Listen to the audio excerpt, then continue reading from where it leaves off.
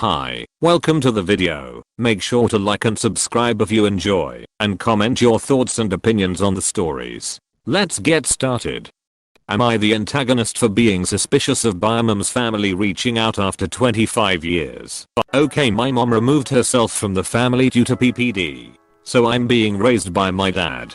Basically after this her family blamed him and didn't come around, even though he offered them to let me see them at any time or stay a night. Well, after 4 years of trying he gives up.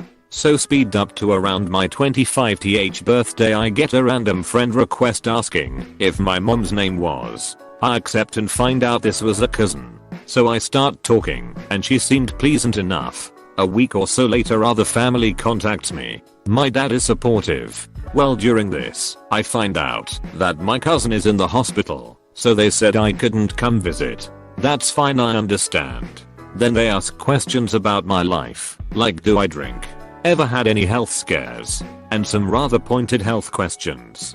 Keep in mind they still haven't done an in-person talk. Well, cousin's health is getting worse. They then say yeah, come down to meet the family. I had a child and a wife at the time, so it would mean leaving them or take a 2-year-old across 2 states. Well, I call them to schedule a visit and don't get an answer. A week of calls, no answer. I go look on Facebook and I see that cousin received a kidney due to a wreck that occurred in the area. I saw the post and just typed get well soon.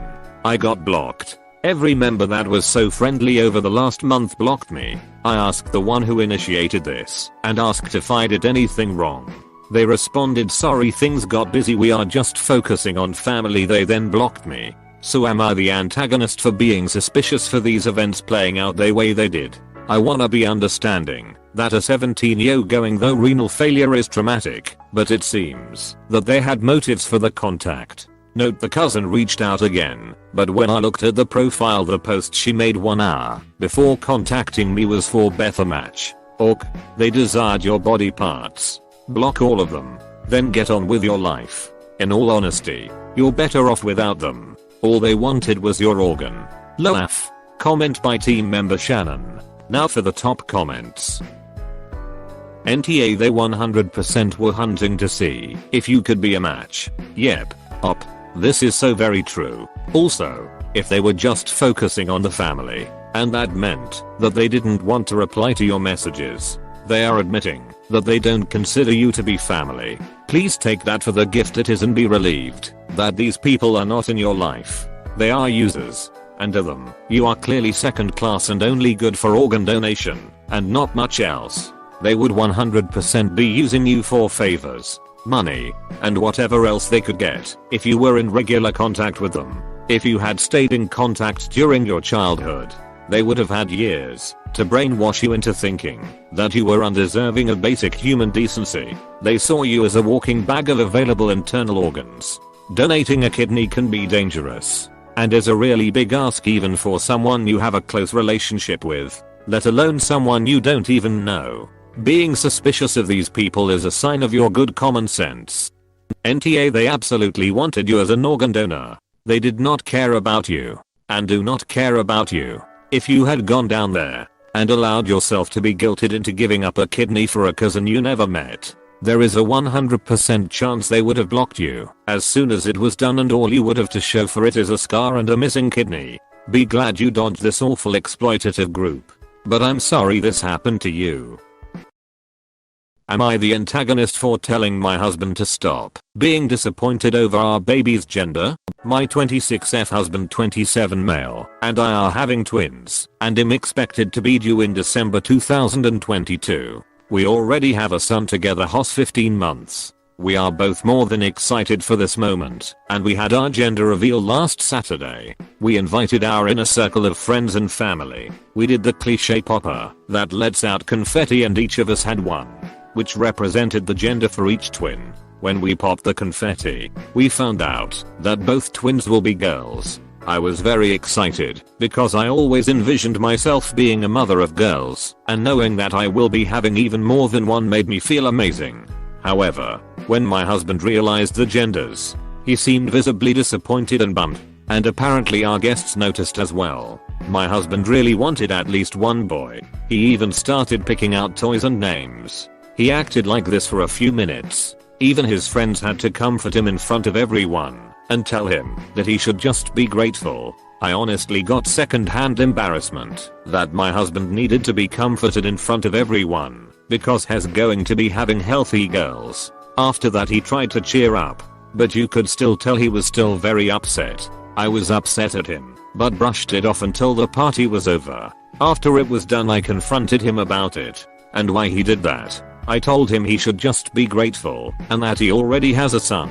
I told him how embarrassing it was that everyone we knew had to see him act like a child just because of the gender of his children were girls. We started going at it and are still acting kind of sour to each other. I obviously love him and I want to diffuse the tension, but I need to know if I'm tar.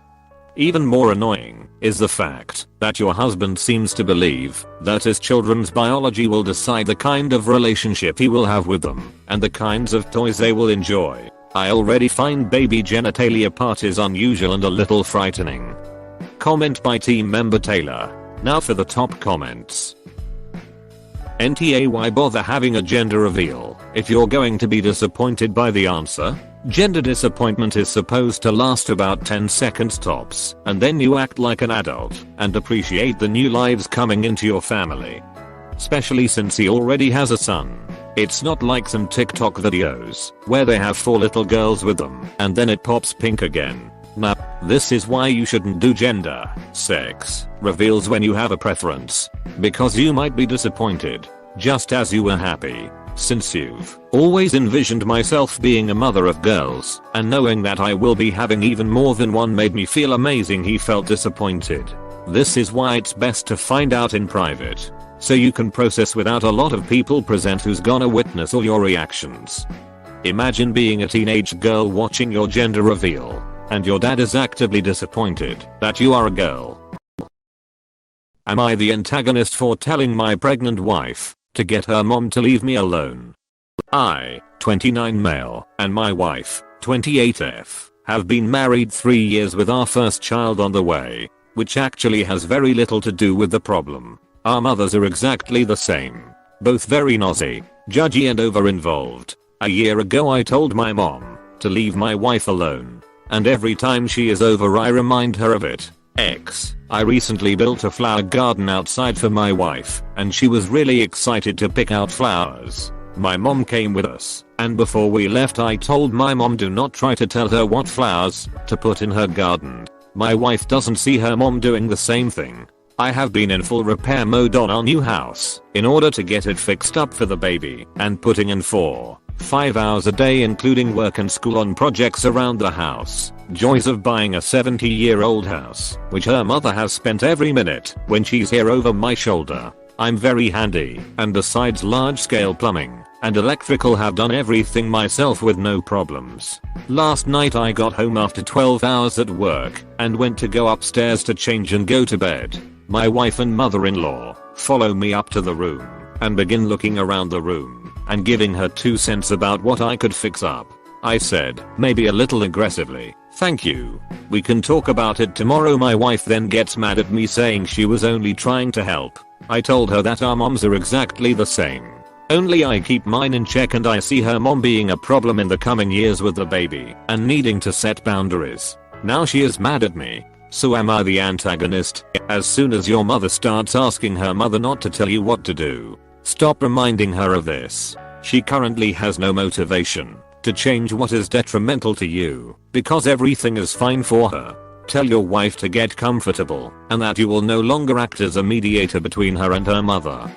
Comment by team member Jordan. Now for the top comments. NTA, after working 12 hours. Who wants to work on anything else for the day, aggressively or not? You got your point across. You need to sit your wife down and explain it in a different tone though. She grew up with that behavior, so she's likely not going to see it from your point of view. Also, if Op is carolling his mom then his wife probably has no idea her mom is a problem. Both moms are perfect. She was only trying to help. How? NTA, the simplest, yet most direct reply. NTA, it sounds like you spend way too much time with both mothers. Am I the antagonist for bringing eggs to a vegan wedding? I realize from the title I probably immediately sound like tar, but hear me out. So my 21F brother, 26 male, got married last weekend. He and my new sister-in-law, 26F, had known each other for a few years now, and naturally I was invited to the wedding. She had been vegan since she was 12 and had also converted my brother in recent years. So they decided to make the wedding vegan. Basically, this meant that all the catering was vegan food, even the alcohol, and they used petals from their garden instead of plastic confetti and things like that to make the wedding as eco-friendly as possible. I have no problem with any of this and think it's great. Anyway, the problem is this. The issue I often have with eating anywhere is that I have multiple allergies: peanuts, soy, sesame, and a mild shellfish allergy as well. The first 3 I named are very serious and have landed me in hospital in the past because of cross-contamination. So I'm really wary. I talked to my brother about if there would be anything safe for me to eat at the event. But because they're using a local neighborhood ladies business as the catering service instead of something professional, I did not feel comfortable enough that there was absolutely zero chance of me having a reaction. Especially because the allergens were ingredients in many of the dishes. It felt too risky. So I said I'd bring my own food and he agreed that was the best option. I've done this with plenty of such events in the past, and it's never been a problem. The wedding day arrives, and it comes time to eat. Everyone is digging into the food, and I pull out my Tupperware quite happily and dig in when I see the bride staring at me with horror on her face. I had bought a homemade sort of salad box which had 2 eggs on top, and she literally just stared at me in disgust the entire time we ate without saying anything. After the meal is finished, she pulled me to the side and said I ruined her meal and her appetite and ruined her day, and that I'm clearly a selfish person because I can't even go one meal without animal secretions in a vegan wedding, and that it was seriously disrespectful because the fact it was a vegan wedding was the main focus. In my eyes, I bought my own food because they weren't able to provide me with something which was safe to eat. And it's not like I brought a steak. I had 2 eggs in a big salad, and she must have been specifically staring at my food to even realize they were there. However, I'm beginning to wonder if I'm the asshole, because my brother also said it was in poor taste and I should have brought something else. So what are your thoughts? Am I the antagonist? There has never been a wedding that made avoiding animal products a priority. Why not emphasize the connection of 2 persons instead? What a cruel, spiteful bride she was to let a couple of chicken eggs on someone else's plate ruin her wedding. Comment by team member Cody. Now for the top comments. NTA. While I understand having dietary restrictions and it being her day, you have unavoidable dietary restrictions in that you are severely allergic to some foods, some of which were listed in the ingredients. You talked it out and got permission to bring your own food. You did your due diligence. From there, it is the responsibility of your brother to mention to his new wife what is going on. NTA. Not remotely. Agreed, Harry. If the expectation was for the wedding to be 100% vegan, your brother should have brought that up when you asked about bringing your own meal. Or better yet, if they are so particular, they could have provided a vegan meal you could be safe eating. Sorry, the focus of her wedding was veganism, not that she was making a commitment to the person she loves. She's an ass for that comment alone. But you're not the a-hole. If they were unable to cater for you, they have no right to take offense of what you made yourself. If the main focus of any wedding is something other than the lifelong commitment being made, the marriage, something is probably wrong. Agreed, not the a-hole. I'd say personal values being the theme as opposed to mason jars is a pretty acceptable theme. Am I the antagonist for the strict schedule I have my kids on? It's summertime, so while mom and I work, our 3 kids are at home, ages between 8, 15. We were talking with other parents about what our kids do during the day, and some friends were shocked that I was being so strict during summer break. Here's why. They have to do chores every day. Chores include daily clean bathroom, bedrooms, playroom, and any dishes.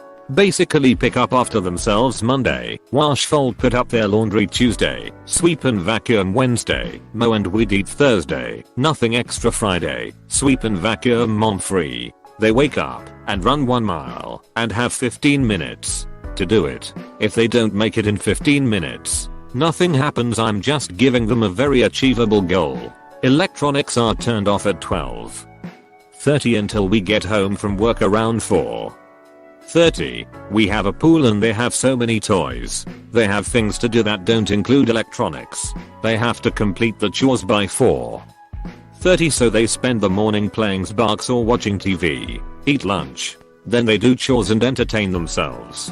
I don't want my kids just sitting in front of a screen all day because it's not healthy. Being forced to use your imagination isn't a bad thing as far as I'm concerned. I want them to run because they all play sports and they get gassed out rather quickly. This is the first summer we've done the mile thing, and I'm hoping it helps once fall sports starts. I'm just trying to equip my kids the best way I know how. Other parents had made comments about how summer break is all about relaxing and getting to take a break from responsibilities. All fun. I felt conflicted. So am I the antagonist? Edit, this was the exact response I expected. I showed my kids this thread too. They said they spend 30 minutes on chores most days and 15 minutes running. The 15-year-old relaxes most of the day and said the only time he feels like a parent is when the younger two fight and he has to break them up. 90% of the day is playing and 10% is work. They don't swim unless they are all together. They are literally learning to clean up after themselves. If they make a mess, it's cleaned up. I'm glad so many of you are in the financial situation to afford nannies, summer camps, days care, etc. But that ain't us. We work together. When mom and dad are home we chores too, and on weekends we all play together. It's acceptable to provide kids tasks to do, but the entire running thing feels just absurd. It seems awful to have to run first thing in the morning. Join them in a summer sports program if they need to be active. That is a recipe for disaster. Comment by team member Jordan. Now for the top comments. Unsupervised children and a pool. What possibly could go wrong? And lawnmowers. Do you think drowning or limb loss is more likely? Well, I'm not the person who can judge your style of parenting. But info, are the kids okay with this? How do you expect an 8-year-old to handle these tasks? Structure is good. Too much structure produces adults who are incapable of making decisions on their own. Find that balance. I don't know if you're tar, but I would hate to have you as a parent.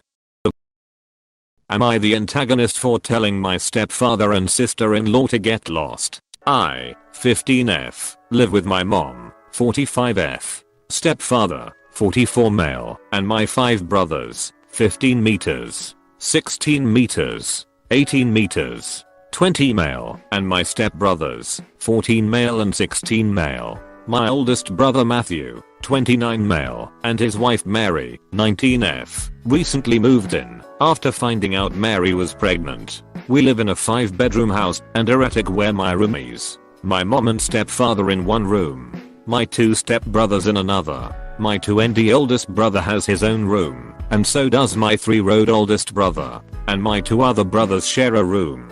When my brother and sister-in-law moved in, my mom asked if I could share a room with my stepbrothers. I said I'd rather not, because I wouldn't feel comfortable. My stepfather said I was being a brat, and that I should suck it up and give up my room, because Mary and Matthew need their space. I ignored him for the rest of the week until yesterday at dinner. Both my stepfather and sister-in-law kept on telling me that I had to clear out my room by tomorrow because they would be moving their furniture in.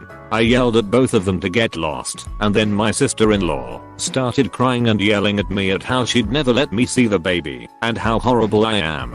I sorta feel bad because I never meant to make her cry. I was just annoyed. Am I the antagonist? Update: Mary and Matthew will be taking my room and I'll have to share with my twin brother and my older stepbrother. I barely even got the chance to speak. My sister-in-law just kept yelling at me while crying, and my stepfather said that I was grounded for creating unnecessary drama. Even though I don't have a good relationship with my biodad, I think I'd probably rather live with him than share a room. Especially with my 16-year-old stepbrother. I seriously can't stand my siblings' parents. I'm staying at a friend's house for tonight. I'll try to respond more though. You have a right to some kind of privacy. Therefore expecting the boys to share your room with you is unreasonable. Inform them of the unpleasant details of your menstruation or something similar. They're probably still a long way from being at ease with women's genitalia at this age. Comment by team member Taylor. Now for the top comments. NTA. It's not okay to ask a teenage girl to shift in with her brothers. That too because of an unprepared 29-year-old man. NTA. I can totally understand why you don't feel comfortable sharing a room with two boys, even if they are your stepbrothers, especially at your age. What about your two oldest brothers? You said they both have their own room. Why not move them together? I'm not sure why. I asked my mom about that earlier, and she said that it wouldn't be fair for them. Matthew and Mary need their space in their own house, not the a-hole. There are too many people in that house and you as the only girl should not be sharing a room with stepbrothers. No way in hell. And BTW Matthew is sketchy for knocking up a 19-year-old at nearly 30.